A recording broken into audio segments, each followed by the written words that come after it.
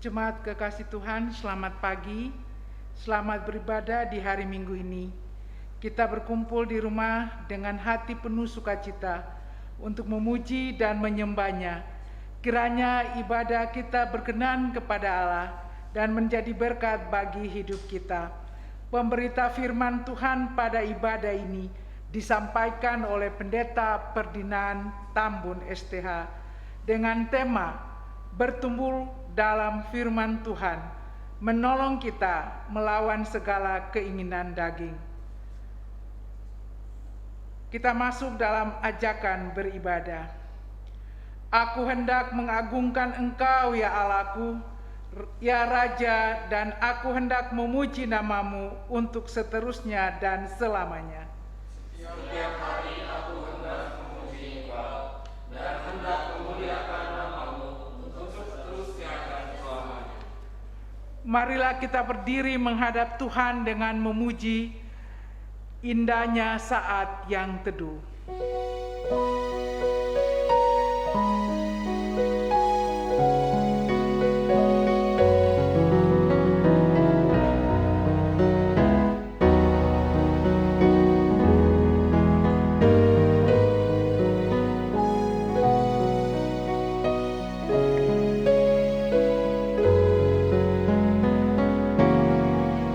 Indahnya saat yang teduh menghadap tahta Bapa-Ku, ku naikkan doa padanya sehingga hatiku lega di waktu bimbang dan gentar, jiwaku aman dan segar, ku bebas dari seteru di dalam saat yang teduh. Jemaat, marilah kita tabiskan ibadah kita. Pertolongan kita adalah di dalam nama Tuhan yang menciptakan langit dan bumi, yang kasih setianya kekal selama-lamanya, dan yang tidak meninggalkan pekerjaan tangannya. Kasih karunia dari Allah Bapa kita dan dari Tuhan Yesus Kristus serta persekutuan Roh Kudus menyertai kita.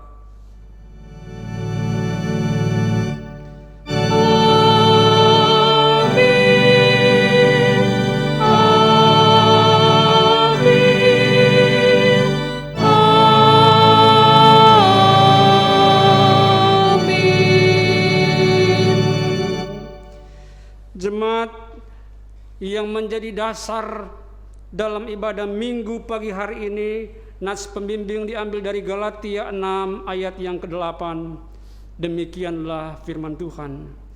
Sebab barang siapa menabur dalam dagingnya, ia akan menuai kebinasaan dari dagingnya. Tetapi barang siapa menabur dalam roh, ia akan menuai hidup yang kekal dari roh itu. Nyanyian jemaat, Tuhan ku mau menyenangkanmu.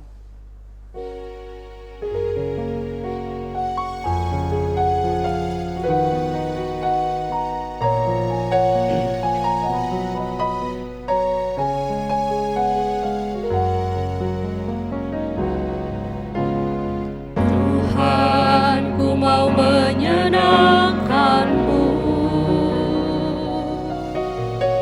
Tuhan, bentuklah hati ini jadi bejana untuk hormat-Mu. terang bagai emas murni. Tuhan, ku serahkan hatiku, semua ku berikan padamu. Kuduskan hingga tulus selalu,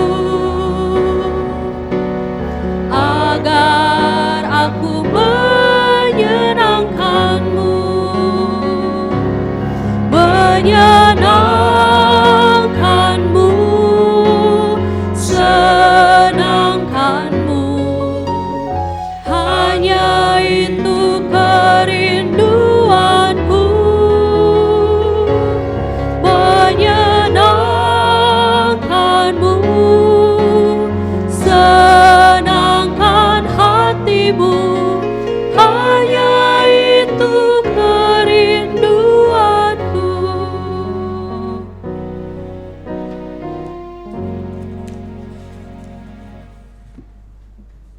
Jemaat, kita masuk di dalam pengakuan dosa.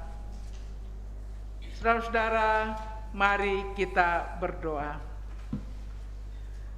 Tuhan Sang Pencipta, kami bersyukur atas langit bumi ciptaan-Mu yang memancarkan kemuliaan-Mu, atas mujizat dan berkat-Mu yang Engkau beri, sehingga kami patut memuji dan memuliakan Engkau. Tuhan Sang Penyayang, kami menyadari bahwa sungguh kami berdosa, sebab kami seringkali gagal melakukan apa yang Engkau kehendaki. Kami sering mengeluh terhadap kehidupan yang kami alami.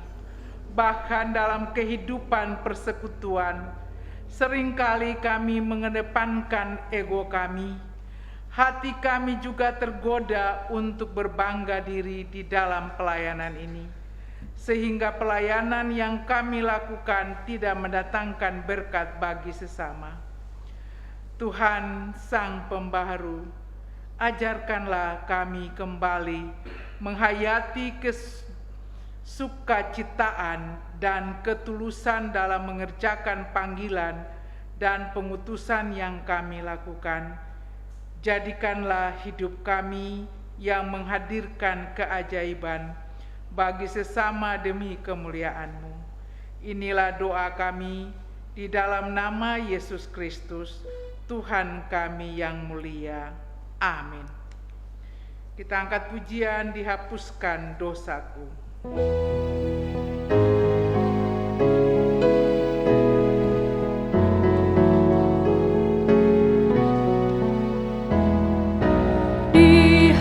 Dihapuskan dosaku hanya oleh darah Yesus. Aku pulih dan sembuh hanya oleh darah Yesus. Oh, darah Tuhanku, sumber pemasukku, sucilah hidupku hanya oleh darah Yesus.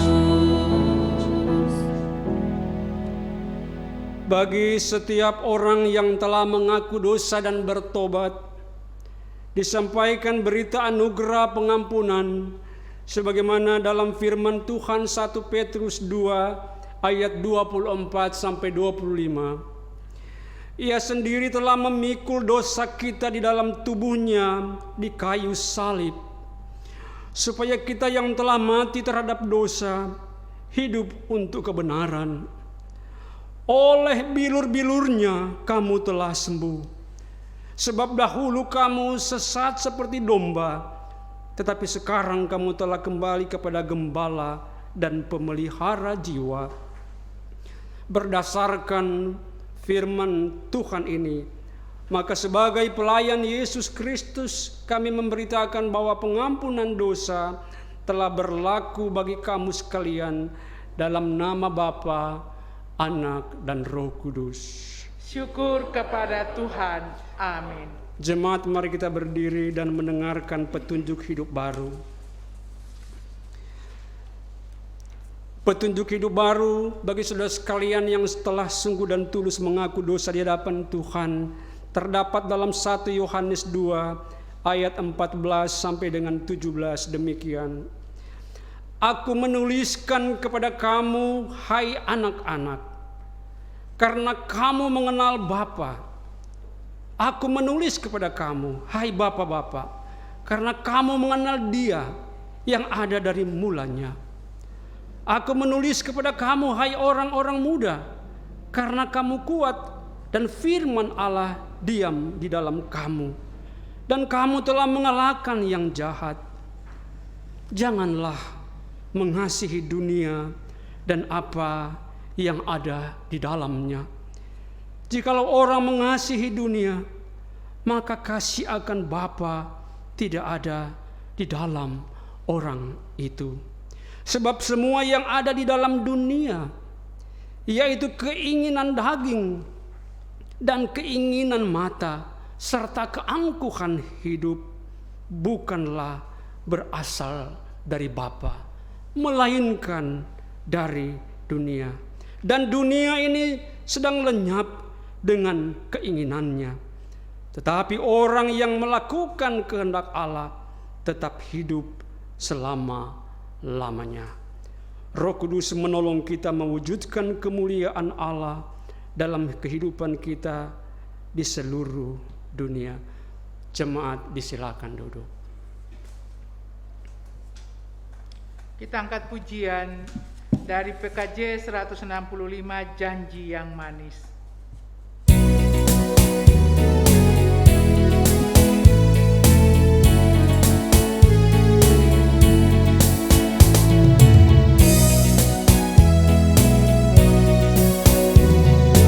Janji yang manis kau tak kulupakan, tak terombang-ambing lagi jiwaku. Walau lembah hidupku penuh awan, nantikan cerahlah langit di atasku. Kau tidak akan aku lupakan, aku memimpinmu, aku membimbingmu. Kau tidak akan aku lupakan, aku penolongmu. Yakinlah teguh. Jemaat, sebelum kita membaca dan kita merenungkan firman Tuhan, marilah kita memohon pertolongan Tuhan. Kita meminta kuasa Roh Kudus menolong pemberitaan firman dan permenungannya. Kita berdoa. Bapa di sorga, karuniakan kami hikmat dan pengertian yang daripadamu. Kami membutuhkan pertolongan Roh Kudus, supaya hati dan pikiran kami takluk di dalam kebenaran firman ini.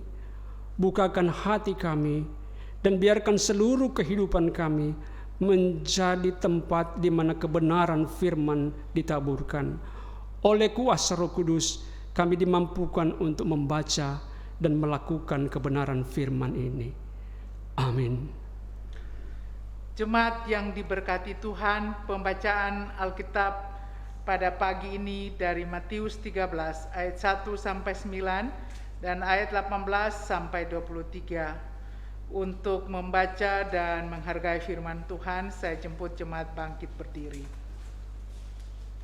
Kita akan membaca firman Tuhan secara responsorial.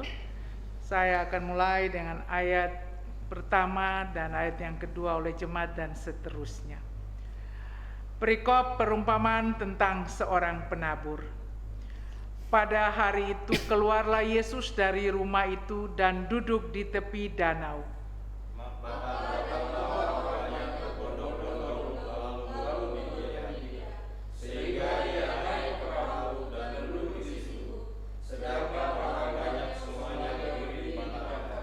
Dan ia mengucapkan banyak hal dalam perumpamaan kepada mereka. Katanya, adalah seorang penabur keluar untuk menabur.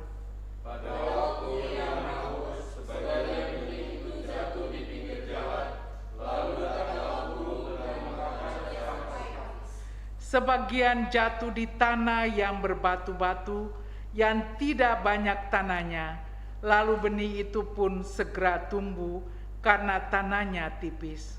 Tetapi sesudah matahari terbit, layulah ia dan menjadi kering karena tidak terakar. Sebagian lagi jatuh di tengah semak duri, lalu makin besarlah semak itu dan menghimpitnya sampai mati. Dan sebagian jatuh di tanah yang baik, lalu berbuah. Ada yang 100 kali lipat, ada yang 60 kali lipat, ada yang 30 kali lipat. Siapa bertelinga, hendaklah ia mendengar.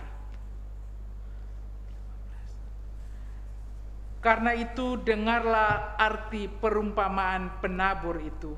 Kepada setiap orang yang mendengar firman tentang kerajaan surga, tetapi tidak mengertinya, datang nafsu jahat dan merampas yang ditabur kepada hati orang itu. Itulah benih yang ditaburkan di jalan. Benih yang ditaburkan di tanah yang berbatu-batu ialah orang yang mendengar firman itu dan segera menerimanya dengan gembira. Tetapi ia tidak berapa dan tahan sebentar saja. Apabila datang mendasak atau penganiayaan karena firman itu, orang itu pun segera murtad. Yang ditaburkan di tengah semak duri ialah orang yang mendengar firman itu, lalu kekhawatiran dunia ini dan tipu daya kekayaan menghimpit firman itu sehingga tidak berbuah.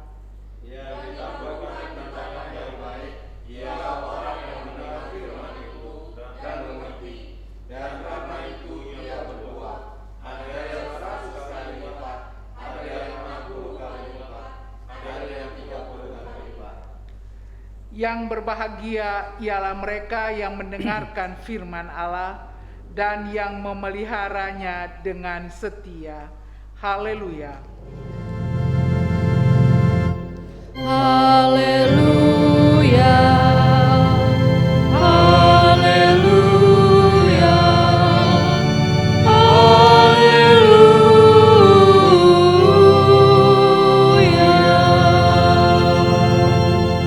Jemaat dipersilakan duduk kembali.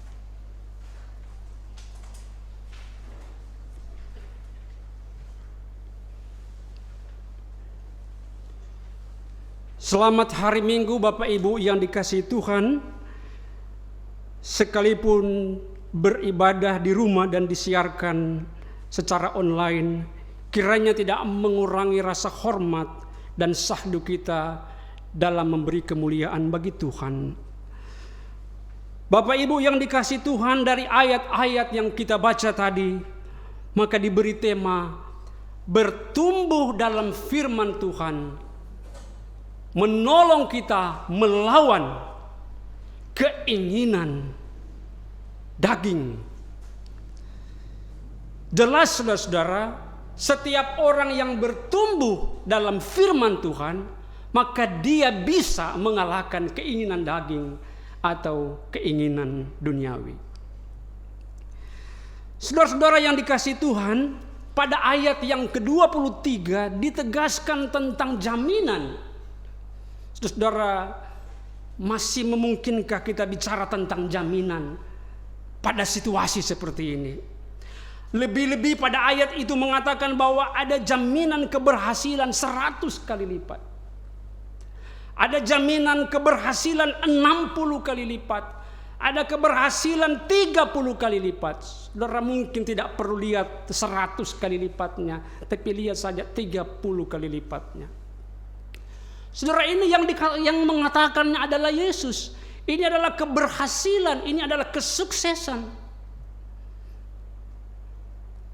Jika kita berbicara dalam dunia bisnis, maka ini berbicara tentang kemajuan-kemajuan, bicara tentang keuntungan-keuntungan yang luar biasa dahsyat sekali. Mungkinkah itu terjadi pada situasi seperti ini? Mungkin kita katakan ini tidak relevan. oleh karena roda ekonomi, oleh karena bisnis di mana-mana stagnan, bahkan bukan stagnan, bahkan di mana-mana sudah ada PHK, bahkan sudah ada yang bangkrut.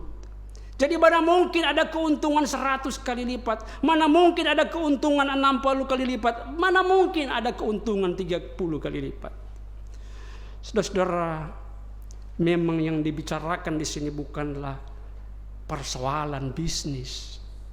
Tetapi yang dibicarakan dalam teks ini, Yesus berkata sebenarnya ini melebihi dari usaha-usaha bisnis itu sendiri. Wow, spektakuler.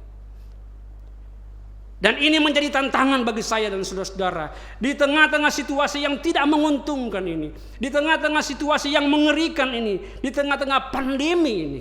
Pandemi berarti mewabah seluruh dunia. Kalau epidemi berarti bersifat lokal, tapi ini bersifat pandemi berarti sudah tidak ada ruang dalam kehidupan ini, di mana ruang itu bisa ada kesenangan. Masihkah kebenaran firman Tuhan ini kita aminkan? Tetapi justru di tengah-tengah pandemi ini firman Tuhan mau menyapa kita. Dan kita lihat sebenarnya telah diuraikan pada ayat-ayat yang kita baca tadi.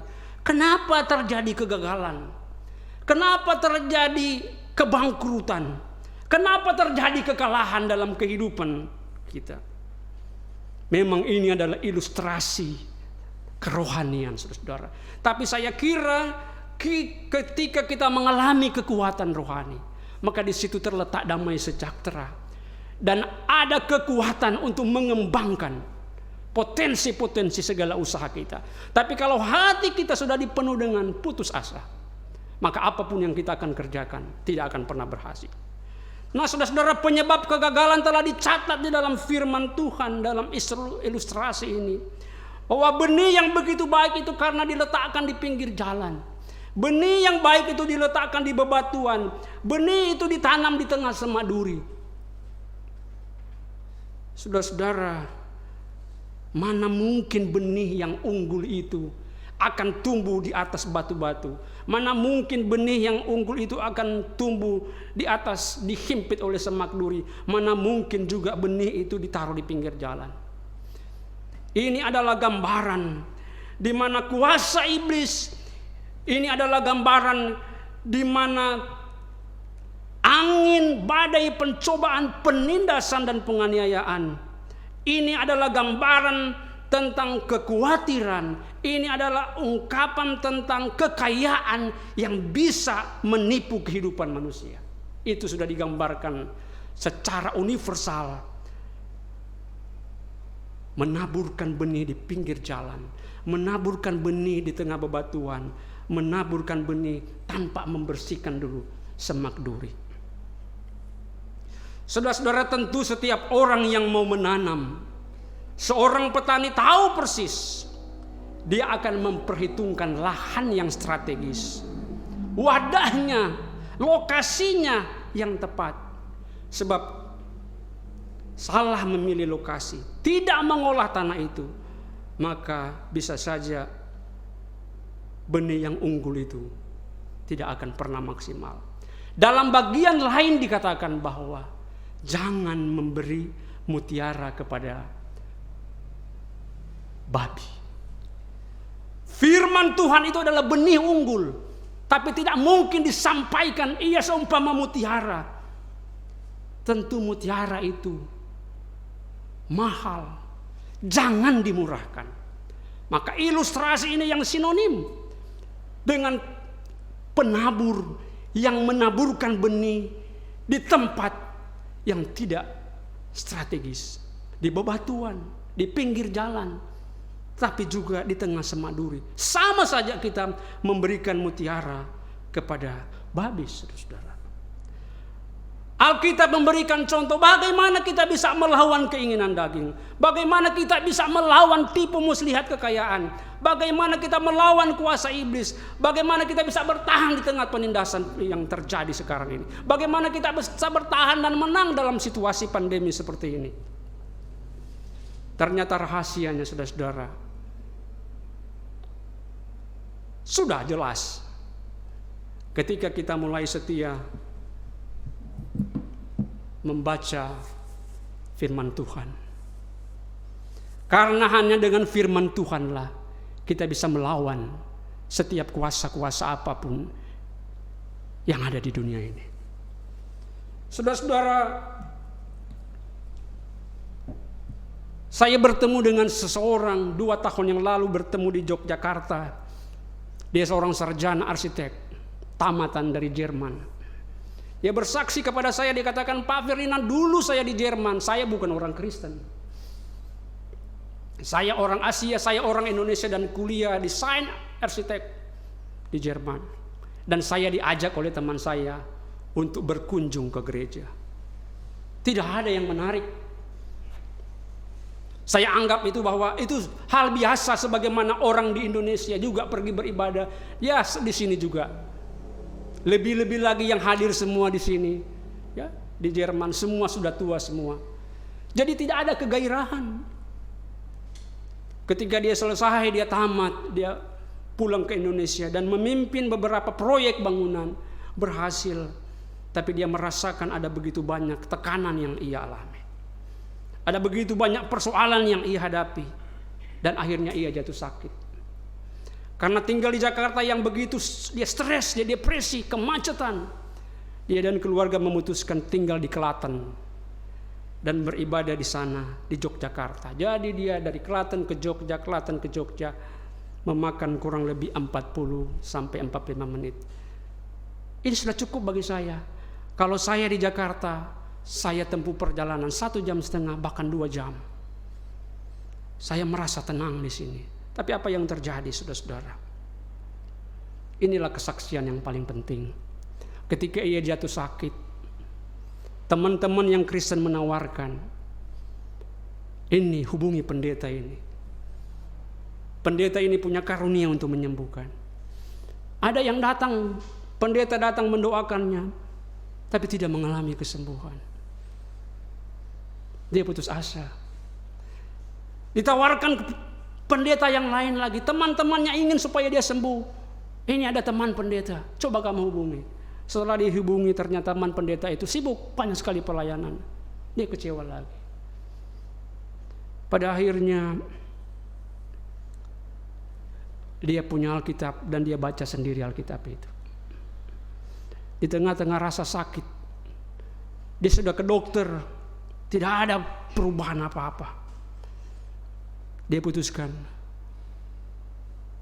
untuk membaca Alkitab. Ini pengalaman pertama bagi dia untuk menelusuri pasal-pasal yang begitu rumit, ayat demi ayat yang membingungkan. Dia membaca Kejadian 1 ayat 1. Pada mulanya adalah firman. Ayat 2, terus seterusnya dia menelusuri ayat demi ayat. Bingung, rasa muak, apa ini? Buku bacaan apa ini? Tidak ada yang menarik. Dia terus merasa sakit, tapi dia seolah ada kuasa untuk menarik dia untuk membuka kembali Alkitab. Dan pada akhirnya ia membukanya. Dia tenggelam, dia larut terus membacanya. Tetapi kemudian dia menemukan ayat-ayat yang tidak ia mengerti, cerita-cerita yang kemudian membingungkan dia. Bagaimana mungkin dia menemukan contoh-contoh orang membunuh juga ternyata ada di sini. Bagaimana mungkin juga orang bisa mempunyai istri yang banyak dalam cerita tentang Abraham. Dia melihat bagaimana cerita tentang Daud juga yang berselingkuh, yang berzina juga. Dia membingungkan.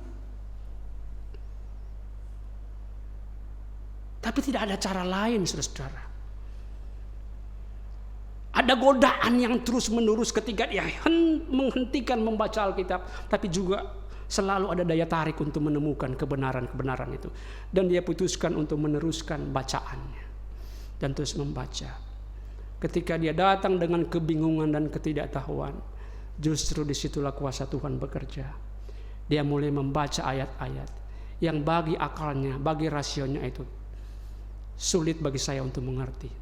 Tapi dia mulai larut, seolah-olah dia menemukan Tuhan sedang berbicara kepadanya. Tuhan sedang menemukan saya yang sakit Dan Tuhan memanggilnya, marilah semua yang letih lesu. Seolah-olah Yesus yang ada di dalam sini memanggil dia. Ketika saya membaca bagian-bagian ini, saya meneteskan air mata. Tanpa saya sadar, saya perlahan-lahan tidak pernah merasakan sakit lagi. Dan saya melanjutkan pembacaan Alkitab sampai pada ayat-ayat yang mengerikan dalam kitab Wahyu. Saya selesai membaca dan saya merasakan ada perubahan dalam kondisi fisik saya. Saat ini dia memutuskan untuk terus membaca dan membaca dan membaca dan membaca firman Tuhan. Karena dia mengalami perjumpaan, seolah-olah Tuhan mau berbicara kepada dia, dan dia menuruti dan dia mengikuti apa yang Tuhan mau. Dan rupanya dengan membaca Alkitab, maka dia menemukan kesembuhan di situ. Saudara-saudara, dia punya jabatan sebagai penatua remaja dan pemuda. Suatu ketika ponakannya itu di Jakarta itu terkena narkoba dan dibawa ke rumahnya. Saudaranya katakan, tolong jaga, tolong rawat anak ini. Dia coba. Oke, ini ponakan saya sudah narkoba, sudah bawa di panti rehab, sudah didetoks, tetapi juga ternyata tidak ada keberhasilan. Ya sudah, kamu bawa ke sini, dan akhirnya tinggal bersama dia. Dia kurung di satu kamar dan dia kasih Alkitab, kamu baca ini. Saudara, tentu anak ini tidak pernah saya kira ada anak remaja maupun pemuda itu yang sungguh-sungguh bisa membaca Alkitab. Ya, saya kira apalagi orang yang sudah kecanduan dengan obat-obatan, dia sulit menemukan. Jangankan dia, saudara-saudara, saya, bapak ibu majelis saja, membaca Alkitab itu mengalami kebingungan.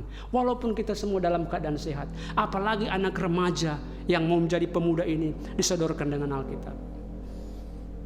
Tapi omnya tetap sabar. 1 bulan berlalu, 2 bulan berlalu, 3 bulan berlalu. Omnya terus paksa, kamu baca. Kenapa? Karena dia sudah mengalaminya. Dia membaca dan membaca. Pada akhirnya apa, saudara-saudara? Itu semacam terapi. Anak itu tidak lagi, obat itu tidak lagi ditagih-tagih. Tapi justru suka atau tidak suka, dia ambil Alkitab lagi. Dia buka lagi dan dia tertidur. Akhirnya lama-lama tubuh itu kemudian kembali berfungsi semula. Ayat-ayat yang dia baca mungkin saja tidak ia mengerti.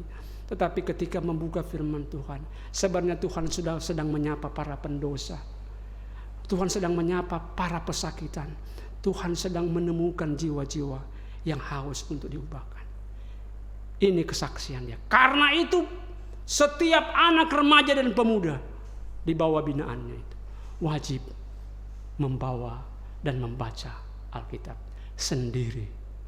Saudara-saudara, itu adalah kesaksian yang saya dengar 2 tahun yang lalu.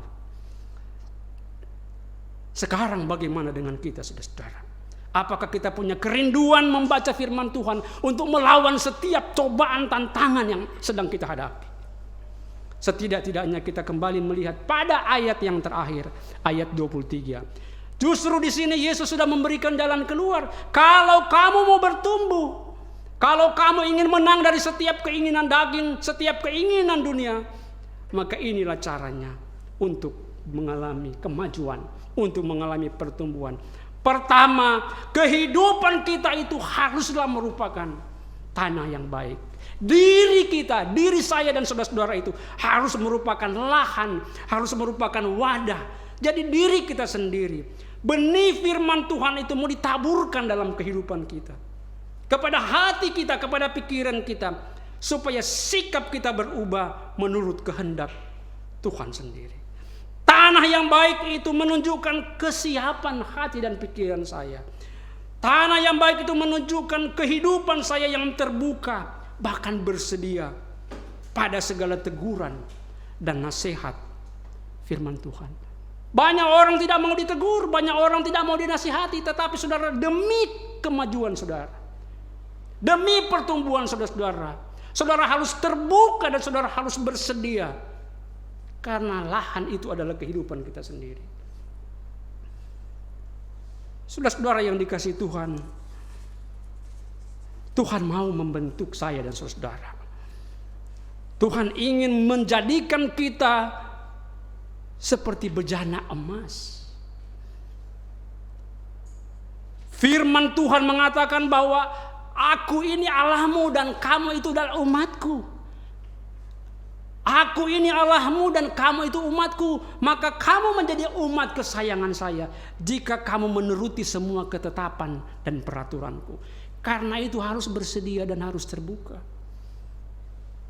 Bagaikan bejana siap dibentuk, demikian hidupku di tanganmu.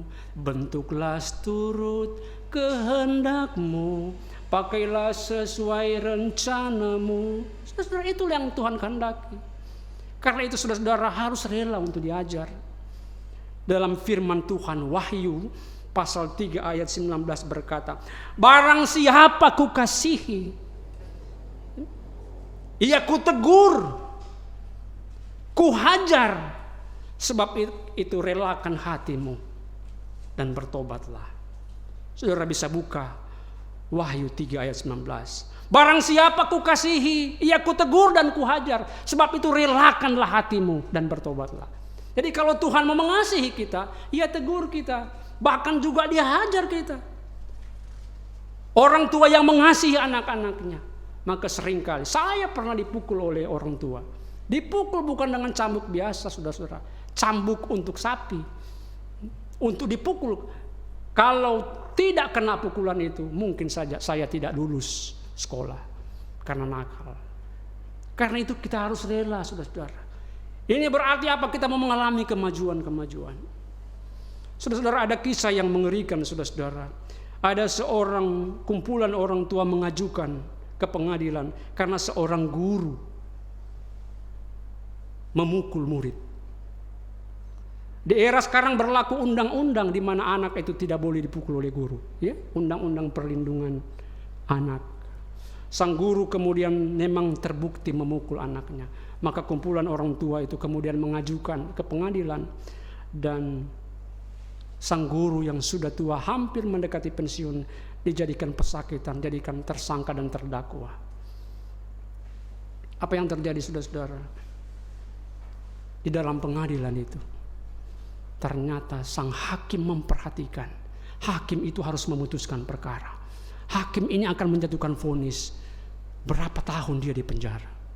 Tapi ketika sang hakim ini mendengar bagaimana jaksa penuntut menguraikan bahwa guru ini seharusnya seperti ini, tetapi dia pukul, dia tidak beri kesempatan, anak ini dipukul berkali-kali, dan pada akhirnya memang aroma yang ada di ruangan itu tidak bisa lagi dibela bahwa guru ini tetap bersalah. Lalu sang hakim mendengarkan itu semua.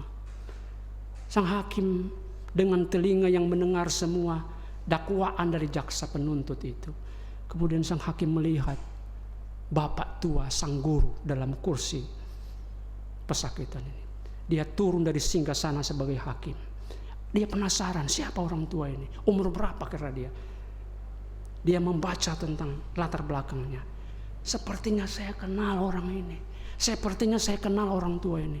Lalu dia mendekati bapak tua ini di pesakitan yang menjadi terdakwa.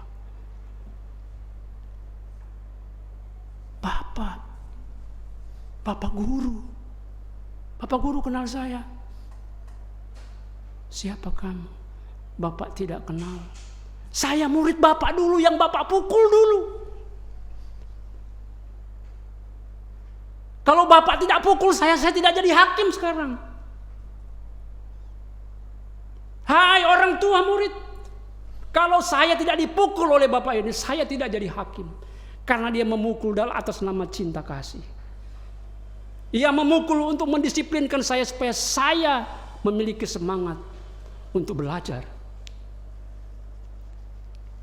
Jika Yesus mau menegur dan mengajar kita, karena ia ingin membentuk kita kuat, supaya kita bisa kuat dari serangan iblis tadi, saudara-saudara. Dari tipu muslihat kekayaan, saudara-saudara. Dari penderitaan dan penganiayaan. pertumbuhan iman terjadi. Karena ini saudara, kita disadarkan. Karena itu, buka hati kita, bersedialah. Biarkan firman Tuhan ini ditabur dalam seluruh kehidupan kita. Yang kedua saudara-saudara, kalau pertama tadi menunjukkan bahwa firman Tuhan itu disiapkan di lahan yang baik, yaitu kehidupan kita, maka tahap kedua Yesus memberikan solusi. Kalau engkau bisa dan mampu bertumbuh dan bisa melawan semua keinginan daging, maka hal yang kedua yang harus saya dan saudara lakukan adalah mendengar. Dalam teologi perjanjian lama, kesuksesan orang Israel ditentukan pada aspek ini, mendengar. Ulangan pasal yang ke-6 ayat yang ke-3. Shema Yisrael, Shema Yisrael, dengarlah hai Israel, dengar. Katakanlah tentang Tuhan waktu engkau duduk, waktu engkau minum, waktu engkau makan, waktu engkau berjalan. Dengarlah hai Israel. Dengar. Saudara-saudara, esensi mendengar itu adalah perhatian dan ketaatan. Mendengar firman Tuhan berarti menaruh perhatian kepada firman Tuhan. Mendengar firman Tuhan berarti menaruh ketaatan kepada apa yang Tuhan inginkan. Ini bukan soal telinga. Ini bukan soal bunyi-bunyian yang ditangkap oleh telinga. Sebab banyak orang bisa mendengar dengan hati walau telinganya punya masalah. Banyak orang tidak punya telinga yang baik, tapi hatinya bisa menangkap kebenaran-kebenaran Tuhan. Intinya saudara-saudara, mendengar itu adalah memberikan perhatian pada seluruh apa yang menjadi kehendak Tuhan. Saudara-saudara ingat, setiap kali berperang Daud bertanya kepada Tuhan, dan Daud mendengarkan jawaban Tuhan.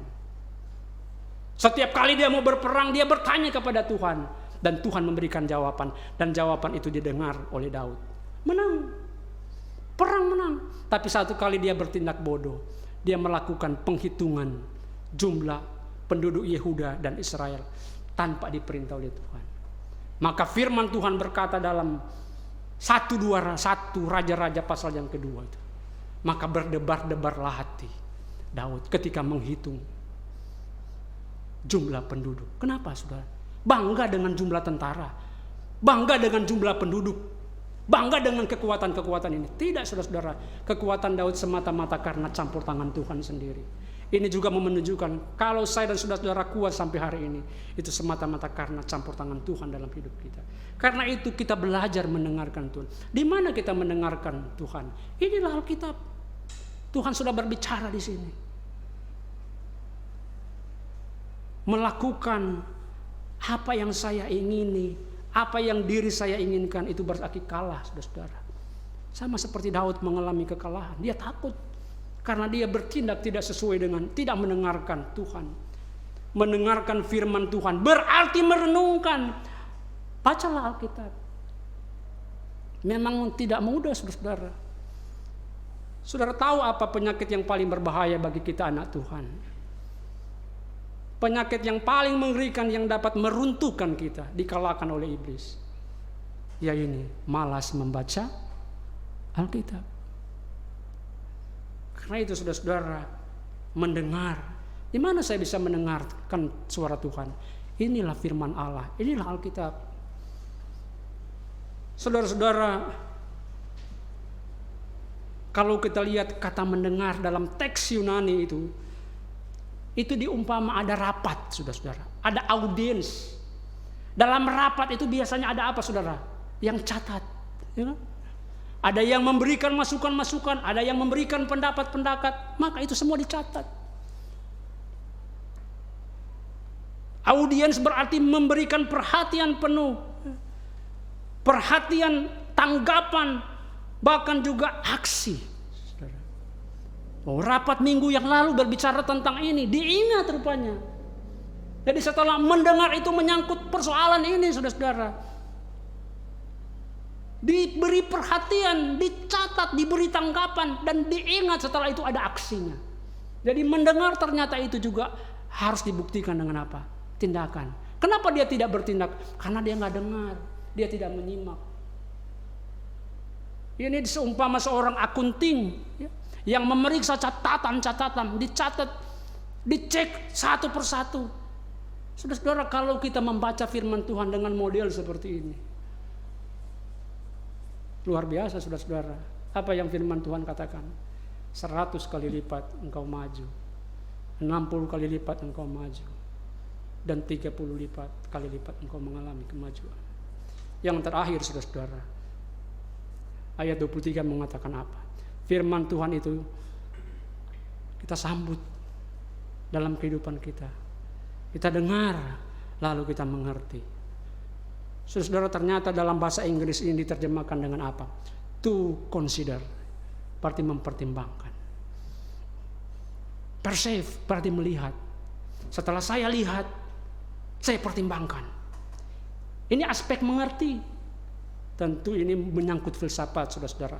Ketika kita melihat-lihat, kita membacanya, lalu masuk dalam pikiran, diolah dalam nalar kita. Pikiran yang tajam bertanya, mengapa Yesus mati di kayu salib? Pertanyaan, ditanya. Kembali kita lihat Matius 1, oh ternyata dia mau menebus dosa. Dia lahir untuk menebus dosa dan dia menuntaskan karyanya. Tidak ada orang yang mampu mengorbankan dirinya kecuali dia. Kita mulai menelaah. Ini yang namanya mengerti, saudara-saudara. To consider, berarti kita mempertimbangkan dengan tajam.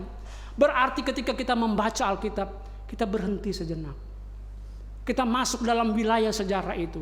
Kita ikut drama penyalipan. Kita ikut di mana rasul-rasul memberitakan Injil, ada kuasa Pentakosta, keberanian itu kemudian muncul. Kita masuk dalam sandiwara yang nyata. Kita masuk dalam sejarah pertolongan Tuhan, masuk dalam konteks itu, saudara-saudara. Karena itu membaca Alkitab tidak usah terburu-buru. Seingat saya, sampai sekarang saya sudah jadi pendeta sekian tahun, saya baru 1 kali menuntaskan dari Kejadian sampai Wahyu. Dan sekarang baru tahap kedua. Ini pun baru dalam 1 Raja-Raja pasal yang keempat. Tentu jemaat lebih pintar, mungkin sudah 4-5 kali. Tapi saya membaca dengan metode yang berbeda. Minggu 1 pasal, kadangkali saya hanya baca ulang-ulang selama 1 bulan. Kalau saya baca hari ini, besok saya bisa baca lagi. Karena firman Tuhan itu selalu baru tiap hari. Saya kadang-kadang terpesona, kagum, kadang-kadang sedih. Firman Tuhan, ayat yang sama yang kita baca. Tetapi seringkali maknanya itu begitu hebat dan luar biasa. Karena itu seringkali, orang sudah sampai finish. Kita membaca Alkitab bukan berlomba-lomba untuk selesai. Tapi ketika kita membaca Alkitab, berhenti sejenak. Saudara ingat bagaimana Filipus ya, dalam Kisah Para Rasul pasal 7. Bagaimana ada seorang sida-sida dari Ethiopia kan? Pulang ibadah, dia dari mana? Dari Ethiopia. Mau kemana? Yerusalem. Saudara bayangkan Ethiopia dan Yerusalem naik kuda. Ethiopia itu tetangganya Mesir. Orang Israel dari Mesir sampai ke Kanaan yang Yerusalem itu berapa lama? 40 tahun. Nah ini sida-sida ini jalan dengan kuda. Mau kemana saudara? Mau ke Yerusalem. Waktu pulang dari Yerusalem dia sedang membaca Yesaya 53. Di situ dikatakan bahwa domba ini dibawa ke pembantaian tetapi tidak membela dirinya. Siapa ini? Dia bertanya. Sida-sida ini bertanya, siapa yang dibicarakan oleh nabi ini? Nabi sendiri atau ada orang lain? Roh Kudus menolongnya, menghadirkan Filipus, dan Filipus terangkan, itulah Yesus Kristus yang mati mau menebus dosa umat manusia. Ia tidak membela dirinya, ia dihina, ia dibantai, tapi tidak mau membela dirinya. Apa yang terjadi? Sida-sida itu membaca firman Tuhan, hatinya terbuka. Dia berkata, di situ ada air. Apa halangannya bagiku untuk dibaptis? Filipus bertanya, apakah Tuhan percaya? Ya, saya percaya. Yesus Kristus adalah Tuhan dan Juru Selamat. Maka pada saat itulah dia dibaptis. Selesai pembaptisan, Filipus dilarikan Roh Kudus ke tempat yang lain. Lalu sida-sida itu melanjutkan perjalanan dengan sukacita. Saudara perhatikan, saudara selidiki dalam Kisah Para Rasul pasal 7, kisah tentang Filipus. Sida-sida, Kisah Para Rasul 8. Ketika dia dibaptis, dia mengalami sukacita. Apa artinya ini? Sukacita itu ditemukan ketika dia menelaah firman Tuhan dan ada aksi. Ini berarti apa? Dia mendengar. Habis mendengar berarti apa? Dia mengerti. Habis mengerti apa? Dia mempersilahkan tubuhnya untuk diserahkan kepada Tuhan. Saudara-saudara, begitu indah sekali bukan?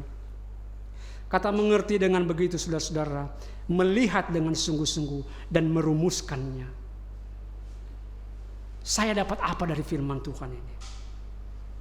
Jika kita melihat dosa, ambil tindakan, beri keputusan untuk membuangnya. Jangan terlalu lama, saudara-saudara. Iblis akan menipu pikiran kita. Jika kita tidak terbuka kepada Tuhan, jika kita tidak memiliki kesungguhan hati, maka iblis akan terus merampas takhta Tuhan di hati kita itu. Dan iblis akan menipu pikiran kita, sehingga tabiat dosa membuat kita hancur.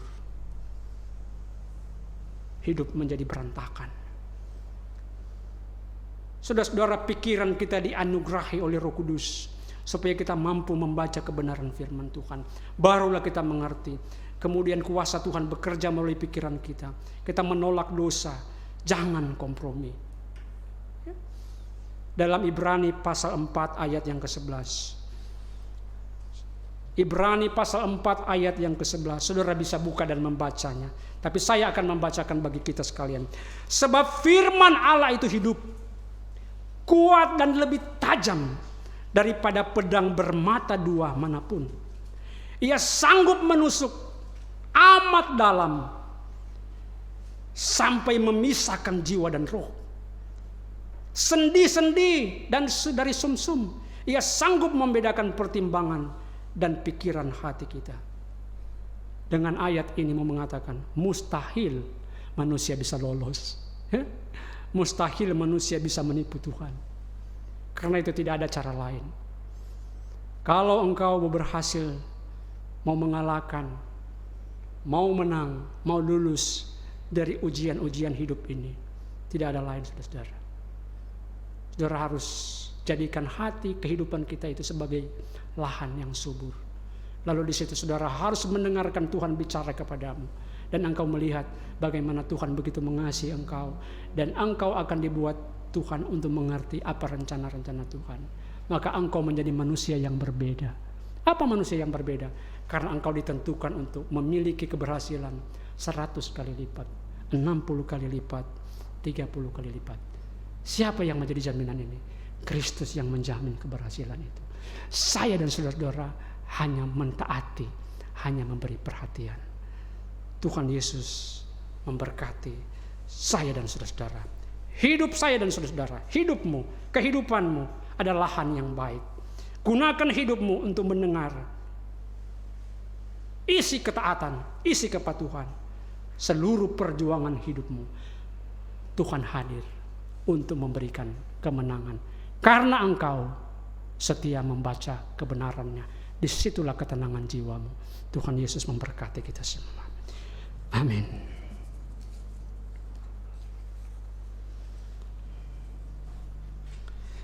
Jemaat yang dikasihi Tuhan, marilah kita berdiri dan bersama dengan semua gereja di sepanjang abad dan tempat kita bersama-sama mengikrarkan pengakuan iman sesuai dengan pengakuan iman rasuli yang berkata, aku percaya kepada Allah, Bapa yang Maha Kuasa, Halik langit dan bumi, dan kepada Yesus Kristus, anaknya yang tunggal Tuhan kita, yang dikandung daripada Roh Kudus, lahir dari anak darah Maria, yang menderita sengsara di bawah pemerintahan Pontius Pilatus, disalibkan, mati dan dikuburkan, turun ke dalam kerajaan maut. Pada hari yang ketiga, bangkit pula dari antara orang mati, naik ke surga, duduk di sebelah kanan Allah, Bapa yang Maha Kuasa, dan akan datang dari sana untuk menghakimi orang yang hidup dan yang mati. Aku percaya kepada Roh Kudus, gereja yang kudus dan am, persekutuan orang kudus, pengampunan dosa, kebangkitan daging, dan hidup yang kekal. Amin. Jemaat disilakan duduk. Marilah kita datang menyerahkan pergumulan kita kepada Tuhan melalui syukur dan doa syafaat. Kita berdoa. Kami mengucap syukur untuk firman-Mu, karena kami memiliki kekuatan untuk melawan tipu muslihat iblis. Kami juga mampu bertahan di tengah-tengah penderitaan, penganiayaan yang akan menarik kami dalam pemurtatan itu. Kami juga akan menjadi kuat tangguh supaya kami tidak berhasil ditipu oleh kekayaan-kekayaan. Manakala kami memberikan hidup kami ini seutuhnya untuk diatur oleh Tuhan. Manakala kami setia membaca, kami setia mendengarkan, kami bahkan sungguh-sungguh mau mengerti kebenaran firman Tuhan. Ketika kami memiliki waktu yang disiplin untuk membaca dan merenungkan firman-Mu, Engkau memberikan jaminan bagi kami. Di antara kami sudah ada yang berhasil 30 kali lipat, 60 kali lipat, bahkan 100 kali lipat. Tuhan, kesehatan yang Kau anugerahkan, keberhasilan kami bertahan sejauh ini, itulah jaminan yang Kau berikan bagi kami. Kelimpahan-kelimpahan yang berasal daripada-Mu. Ada kesedihan, ada kematian, ada duka di mana-mana. Tapi sampai hari ini kami masih bernafas dan hidup adalah bukti bahwa Engkau berpihak kepada kami.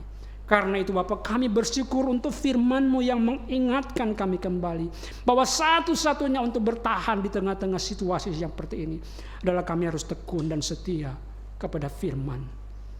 Bapa di surga, hamba berdoa kepadamu, menyerahkan jemaat ini ke dalam tangan-Mu. Teristimewa mereka dalam rangka pemulihan dari tubuh mereka, Bapak dan Ibu Sihombing, Ibu Olha Leimena, Bapak Buce, Ibu Susan Hutagalung, Bapak-Bapak Effendi Waswari. Tuhan tolong mereka di tengah-tengah kelemahan fisik mereka.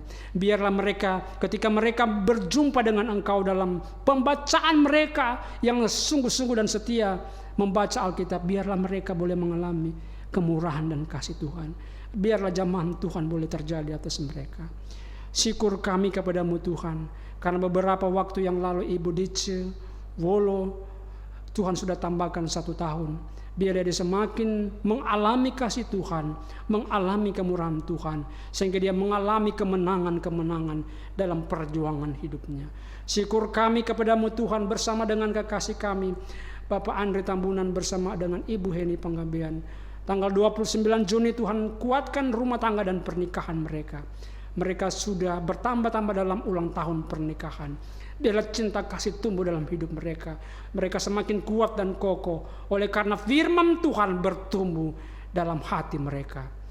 Bapa di surga, hamba menyerahkan setiap anak muda yang bekerja, yang sedang mencari pekerjaan, yang sementara merampungkan studi mereka. Biarlah anak-anak ini juga terus bertumbuh dalam kebenaran firman Tuhan.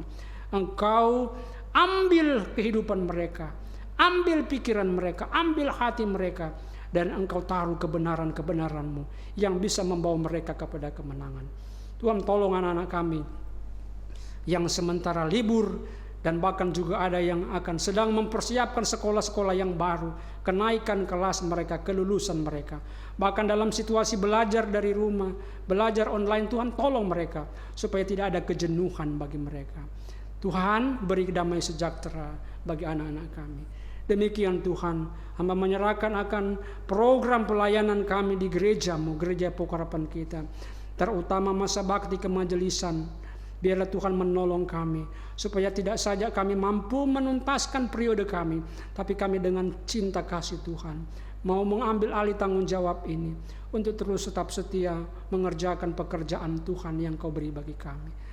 Tuhan, pada akhirnya kami bersatu hati menyerahkan bangsa dan negara ini di tengah-tengah kondisi pandemi ini. Tuhan tolong beri kekuatan kepada presiden, kepada semua jajaran yang ada, yang seringkali memberikan aturan-aturan supaya masyarakat bisa mematuhi protokol kesehatan yang ada untuk mencegah menularnya COVID-19. Tuhan tolong kepada seluruh kami warga negara untuk memiliki kepatuhan supaya kami terhindar dari semua bencana yang mengerikan ini. Bahkan seluruh dunia juga dilanda dengan pandemi ini. Tuhan curahkan pertobatan, Tuhan pulihkan kehidupan ekonomi, kehidupan pekerjaan kami. Karena situasi yang seperti ini, kami mengalami banyak kesulitan. Kami memohon pertolongan dan belas kasih Tuhan. Bapa di surga, kami ingin menaikkan doa-doa pribadi kami kepadamu.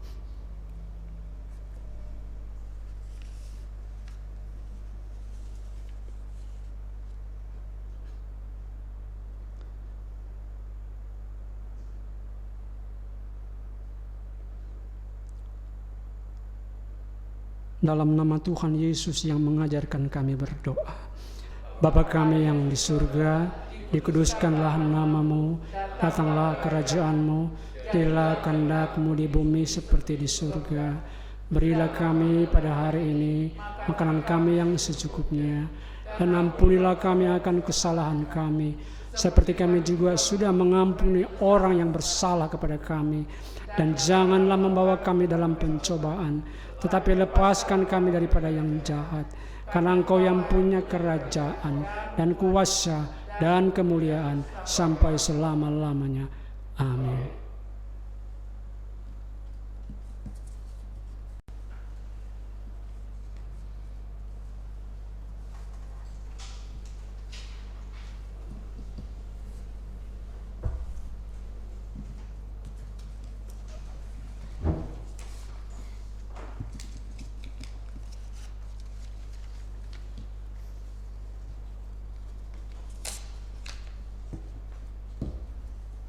Jemaat Tuhan, kini marilah bersukacita dengan pemberian kita masing-masing dengan mengingat nas Alkitab yang terambil dari Matius pasal 6 ayat 19 hingga 21 yang menyatakan demikian.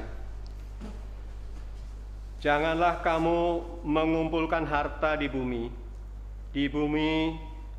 ngengat dan karat merusakkannya, dan pencuri membongkar serta mencurinya.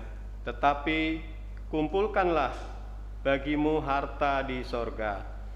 Di sorga ngengat dan karat tidak merusakkannya, dan pencuri tidak membongkar serta mencurinya. Karena di mana hartamu berada, di situ juga hatimu berada. Mari kita memuji Tuhan dari PKJ 216, berlimpah sukacita di hatimu.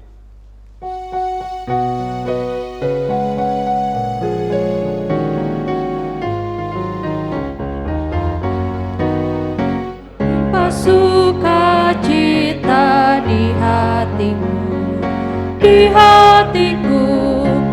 hatiku berlimpah sukacita di hatiku. Tetap di hatiku, aku bersyukur, bersukacita, kasih Tuhan diam di dalamku. Aku bersyukur, bersukacita, kasih Tuhan diam di dalamku.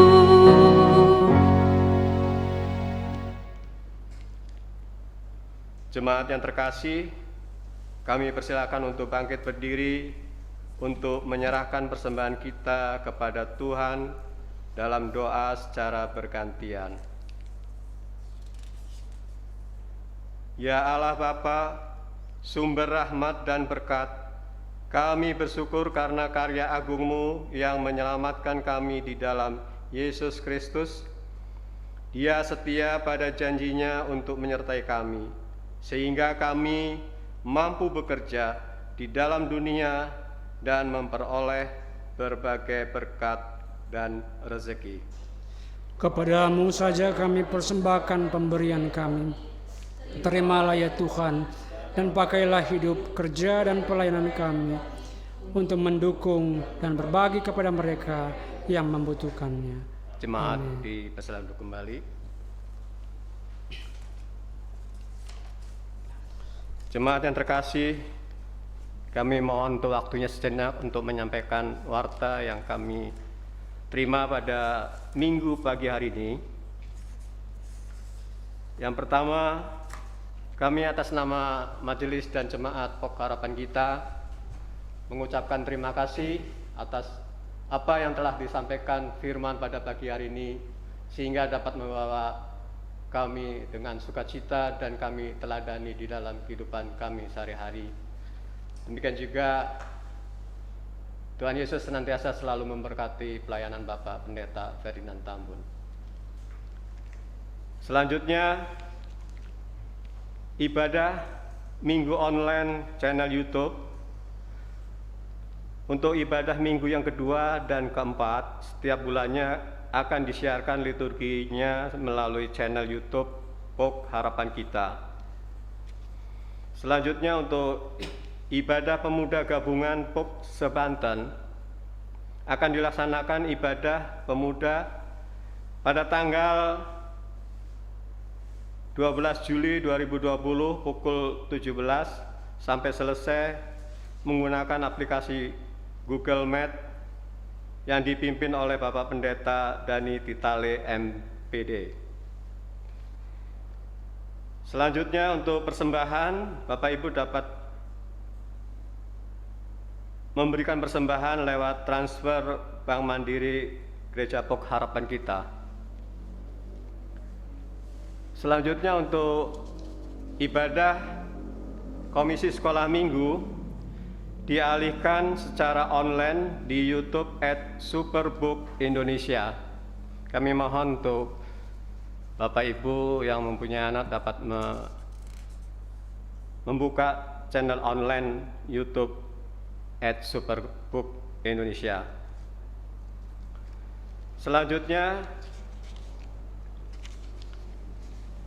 kami atas nama Pendeta dan Jemaat mengucapkan selamat ulang tahun bagi Ibu Dija Wolo yang berulang tahun pada tanggal 10 Juli 2020.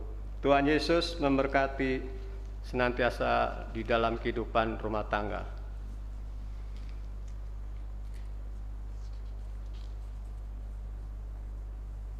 Selanjutnya, untuk pengutusan dan berkat, kami persilakan untuk Bapak Pendeta.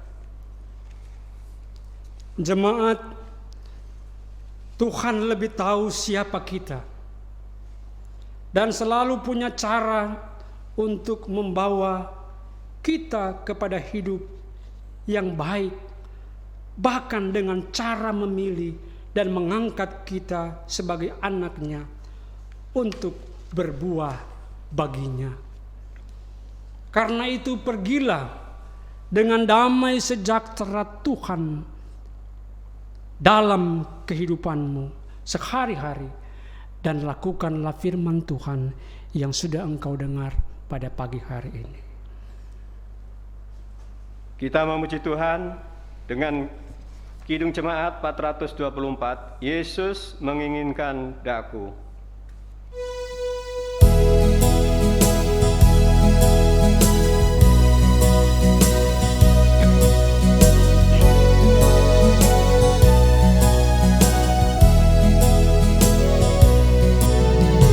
Yesus menginginkan daku bersinar baginya, dimanapun ku berada,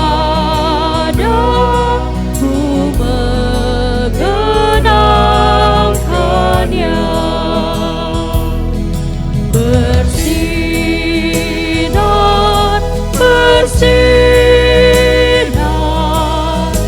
itulah kehendak Yesus. Bersinar, bersinar, aku bersinar terus. Jemaat, arahkanlah hati dan pikiranmu kepada Tuhan, pulang dan terimalah berkat-Nya. Tuhan memberkati engkau dan melindungi engkau. Tuhan menyinari engkau dengan wajah-Nya dan memberi engkau kasih karunia. Tuhan menghadapkan wajahnya kepadamu dan memberi engkau damai sejahtera. Amin.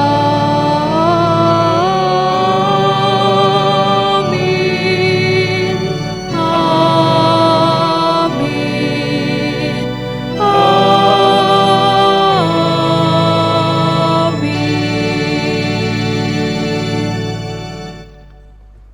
Jemaat dipersilakan untuk kembali untuk saat teduh dalam salam sekutuan. Tuhan Yesus memberkati Bapak, Ibu, dan saudara sekalian. Selamat hari Minggu. Tuhan Yesus memberkati.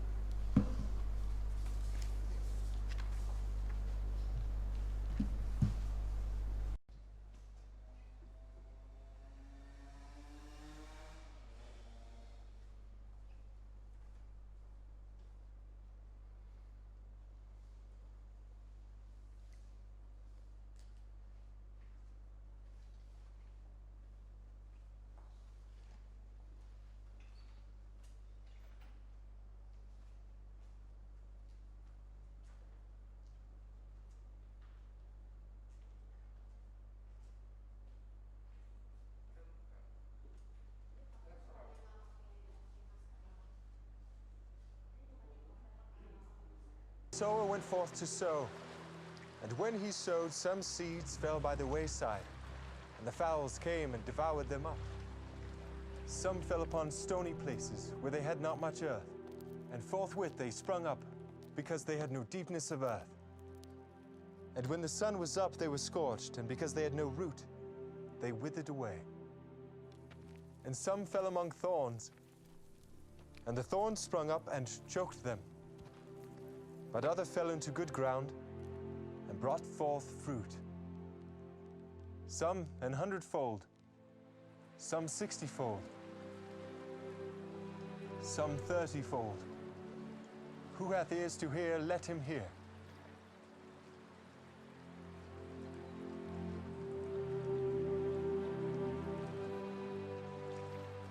Why speakest thou unto them in parables? Because it is given unto you to know the mysteries of the kingdom of heaven. But to them it is not given.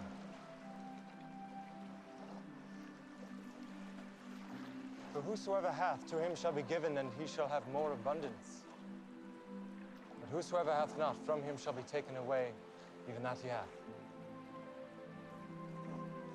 Therefore I speak to them in parables. Because they seeing see not, and hearing they hear not, neither do they understand. And in them is fulfilled the prophecy of Esaias, which saith, By hearing ye shall hear, ye shall not understand. And seeing ye shall see, and shall not perceive.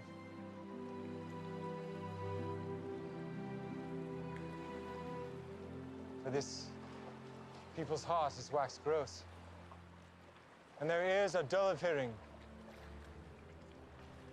and their eyes they have closed, lest at any time they should see with their eyes, and hear with their ears, and should understand with their hearts, and should be converted, and I should heal them.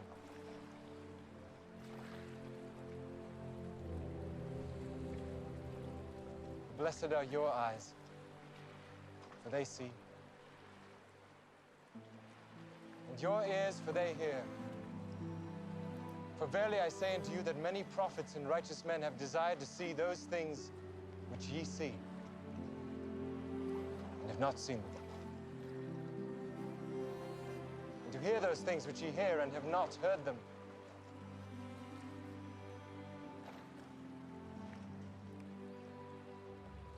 Hear ye therefore the parable of the sower. When anyone heareth the word of the kingdom,